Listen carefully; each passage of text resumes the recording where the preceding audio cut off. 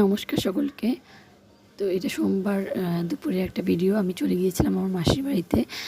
মাস্তুতো বোনের মেয়ের rice ceremony ছিল, তো ছোটোখাটোভাবেই ঘরোয়াভাবেই করা হয়েছিল বলে আমরা দুপুরবেলায় চলে গিয়েছিলাম। তো দুপুরবেলা যাওয়ার পরে এত খিদে পেয়ে গেছিলো যে আমি গিয়ে আগে খেতে বসে পড়েছি।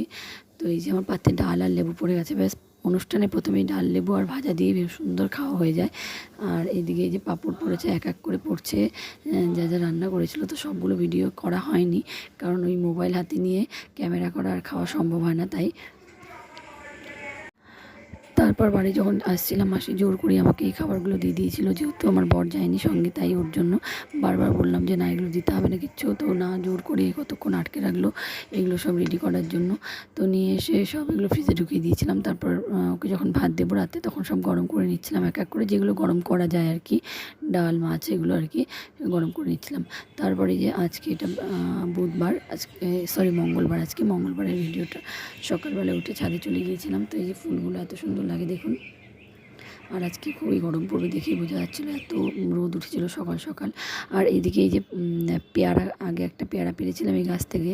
তো দেখলাম আর একটা ছোটো পেয়ারা ছিল, দেখি ওটা দেখতে গিয়ে যে কতটা বড় হয়েছে, গিয়ে দেখি যে বড় মানে পেয়ারাটা না পেকে গেছে, বেশি বড় না ছোটোই ছিল। তো আমি না বুঝতে পারছিলাম না যে পাকছে নাকি এমনি এরকম মনে হচ্ছে। তো ভালো করে দেখলাম না, দেখে পেকে গেছে পেয়ারাটা। তো এটা ছিঁড়ে নিয়েছিলাম। এত ভালো লাগছিলো দেখে, একদম এত সুন্দর করে পেকে গেছে পেয়ারাটা। আর বেশি হলুদ হয়ে গেলে সেটা খেতে আর ভালো লাগে না বলে আমি পেরে নিয়েছিলাম পেয়ারাটা। তারপরে যে আজকে যেহেতু বিশ্বকর্মা পুজো ছিল, তাই ফুল টুল তুলে নিলাম। গাড়ির পুজোটা আমি দিয়ে দেবো সেই জন্য।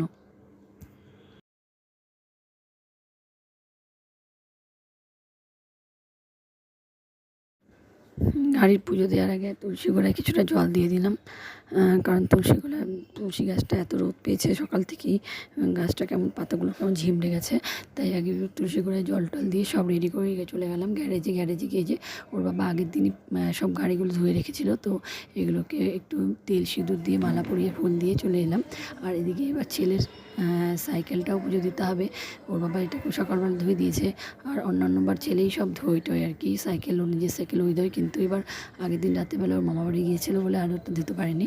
তো এই যে ভালো মতো ধুয়ে টুয়ে আমি, ওর বাবা ধুয়ে দিয়েছে। এই যে ভালো মতো ছেলে সাইকেলটাও পুজো দিয়ে দিলাম।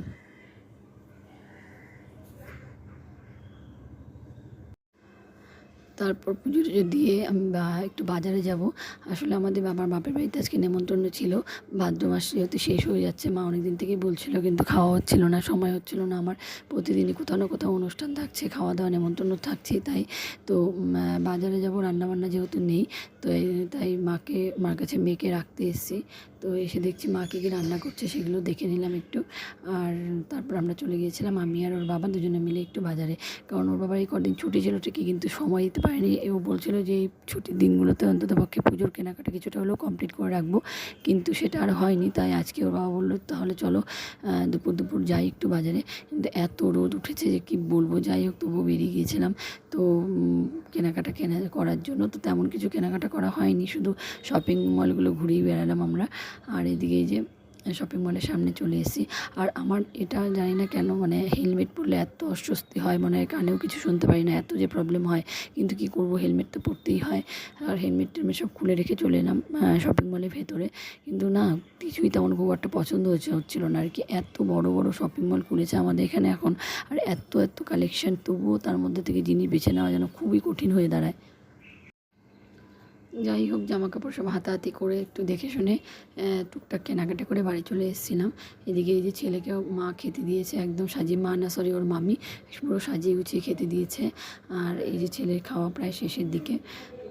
তো আজকে ভিডিওটা এখানেই শেষ করছি, দেখা হচ্ছে আরও একটা ভিডিওতে। আপনারা সবাই সুস্থ থাকবেন, ভালো থাকবেন, আর আমার পুরো ভিডিওটা দেখার জন্য অনেক অনেক ধন্যবাদ।